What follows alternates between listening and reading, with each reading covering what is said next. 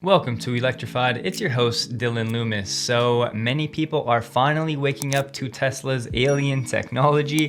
There's a lot of excitement around the Tesla community today. So let's start with some very bullish comments from Dan Ives. And just to hit on Tesla, just for a stock that obviously has had to give back a lot of last year's massive gains, looks like it's a little bit caught in between. There's a lot of excitement elsewhere in EV going on right now. Where's the field position in that stock? Yeah, I think digestion period you have from all different angles. GM, Ford have always done a great job. You got VW and others. So I think the street's digesting just more and more competition. But when I look at Tesla, it's a $5 trillion green tidal wave over the next decade. They're going to continue to lead that charge. Despite all the skeptics, I do believe China continues to show strength in the month of June and going into second half. And that's another one. That's why we have a $1,000 price target on Tesla. I think there's just a painful digestion period rather than the end of this bull cycle, just given where we view EV still in kind of the first, second inning of playing out. And I love this clip because, yes, it's a great reminder we are still in the infancy stages of the electric movement. And if you do the math, that would turn out to be about a $4,500 price for Tesla stock by 2030 if they do a rough 9x from their about $590 billion valuation today to that $5 trillion mark that Dan Ives foresees. And next up, probably one of the more controversial topics when it comes to Tesla and allowing other automakers to use their supercharger network. So apparently the Federal Transport Minister of Germany, Andreas Scheuer, is urging Tesla to open superchargers to the public. He said, "I am in direct contact with manufacturers such as Tesla to ensure that existing infrastructure, such as the Tesla supercharger, is also open to other manufacturers." Now, I don't want to go way into the weeds on this one because it's a very complex topic, but I want to ask you guys, should a Tesla open up its supercharger network to other auto manufacturers? Let me know yes or no below, and if you want to expound on why, that would be awesome. Of course, this is one I can argue both ways. The pros for them doing it would be potentially they could make money, they can charge other automakers, it would make it much better for mass EV adoption, all of the things along those lines. But the negative would be right now, it's a huge competitive advantage for Tesla owners. Now, if Tesla owners had to share superchargers with other automakers' EVs that presumably would charge slower, that's going to be a major negative for Tesla owners. And then there's all of the complexity in terms of how to pay and the software integrations and adapters. But here's the thing, like zooming out from a large scale, think about if you own a Toyota and you can only go to Toyota gas stations. That's definitely not ideal when it comes to owning a car. And I've been saying for a long time, I really wish there was more harmony when it comes to third parties and the charging options that they are coming up with. But like I said, a full-on discussion on this is a topic for another video, but let me know what you guys think below. A real quick note, Honda discontinues the fuel cell car Clarity due to weak demand. They're gonna stop production this year. And a fun fact about me, I actually used to work at Honda. It lasted about 3 weeks. It's a long story, but Honda only sold about 1,900 units of this car worldwide. I did actually drive this car. Not exciting, not enjoyable for me. And sales of the Clarity plug-in hybrid, which was introduced in 2018, will also be discontinued. Now, this next line is just, it's special. Honda plans to continue partnering with General Motors in developing fuel cell vehicles and will consider rolling out new models. Have you guys heard that quote, insanity is doing the same thing over and over yet expecting different results? Well, that was the first thing I thought of when I read this line. This fuel cell model didn't sell well at all. There was basically no charging infrastructure. It was too expensive, but yet Honda plans to continue rolling out with new fuel cell vehicles. So will they exist by 2030? I don't know. I'm not overly confident. This was a pretty cool chart somebody put together with the electrification targets for all of the major automakers and their current annual auto sales. You see Tesla all the way down here at the bottom, but aiming for 20 million units per year by 2030. I'm not going to go in depth here. I just thought this was pretty cool and valuable. So go ahead and take a screenshot if you want to reference it. Unplugged Performance shared a quick clip of the Model S Plaid at the Laguna Seca Raceway, and I want to show you this clip. It's pretty awesome, especially on the back straightaway.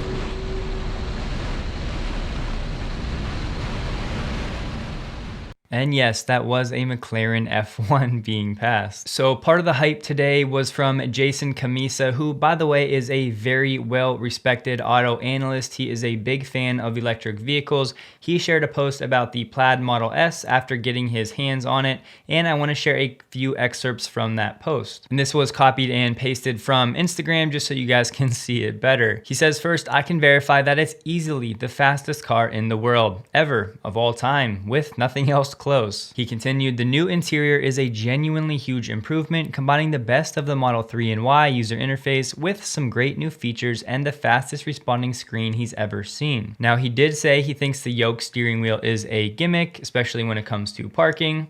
It is what it is. That's gonna have very mixed reviews. He added, highway cruising is obscenely quiet and the ride is incredible. And I shared this last bit on Twitter this morning, but judged as a Chiron-beatingly fast everyday luxury car, I must say, with apologies to Rolls-Royce, Bentley, Bugatti, Mercedes, and every other automaker on the planet, good luck catching up. You will need it. And at $130,000, nobody has a chance. Once again, this is not just Joe Schmo Tesla fanboy talking about the Plaid Model S. This is a very well-respected auto analyst who's been in the game for years, talking about a car like this and saying these things. It is certainly a big deal. Someone on Reddit shared this post of a Plaid Model S being delivered, and as you can see, there is no Plaid imaging for the badge. It is just the word Plaid with no red underline, which some people are saying they would have wanted to keep it consistent with the other badging on the other vehicles. So maybe that special Plaid image was only for the 25 that were delivered from the event, and the rest of the Plaid deliveries will just have the word Plaid. But one of the main sources of hype today was from Motor Trend getting their hands on the Plaid Model S and doing some testing, and they released this article, and I want to share the main highlights. So Tesla granted access to Motor Trend to be the first independent source to test the 2022 Model S Plaid. They said, we run the strip backward to better simulate the type of asphalt and corresponding grip level found on countless streets around the world. So basically when they're doing launch tests, they have a strip where if you go one direction, it's going to have basically perfect pavement to run these tests. And then when you run it backwards, it's going to simulate more of a regular street, essentially not prepared specifically for launches. Running the track in the correct direction means launching on a prepped surface coated with super sticky VHT, a thick black grippy resin that allows cars to accelerate quicker than is possible on normal roads. And they shared the logistics of how this launch actually works, which I thought was interesting.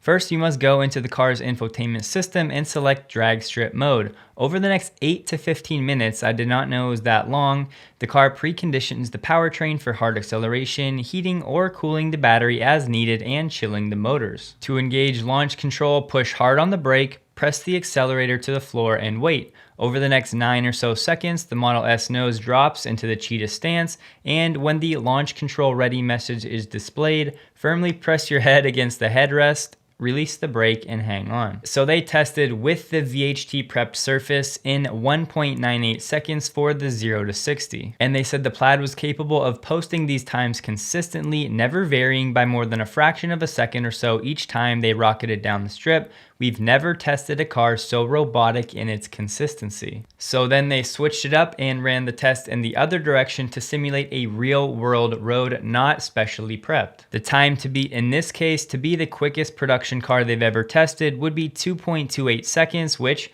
was achieved in 2017 with the Model S P100D Ludicrous Plus. And they beat it. The Model S Plaid accelerated from 0 to 60 in 2.07 seconds, more than 0.2 seconds quicker than our previous record holder. And if you eliminate the customary 1-foot rollout of the Plaid, it accelerated 0 to 60 in 2.28 seconds, matching the previous record holder with the rollout. Now, I know a lot of people are confused about the rollout situation. I found a very helpful video to demonstrate what this actually means. Basically, there's a laser that's on the front of the tire, and then when the tire starts to move, it's activated. When the tire rolls through the laser, the timer is essentially paused, and then when the tire is all the way through, it essentially starts the clock again, but let's take a look. When the light turns green, the car will start to move, but that timing beam will remain broken until the wheel completely passes over to the other side, like this.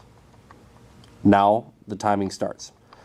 So the car has moved in real life about a foot between when it lines up here and when the timing beam reconnects to the other side. So this distance that the car rolls between initially braking the light and actually starting the timer is called rollout. And it's assumed to be about 12 inches based on where the timing beams are set up on a typical drag strip. This is what the magazines are trying to simulate when they're doing their 0 to 60 times. So hopefully that was helpful. If you see 0 to 60 times quoted with and without rollout, that is exactly what they are referring to. So yes, this all makes the 2022 Plaid Model S the quickest production car we've ever tested, an immense accomplishment. And the verdict, perhaps the most important takeaway, is that the Model S Plaid is absolutely among the best cars on the market today.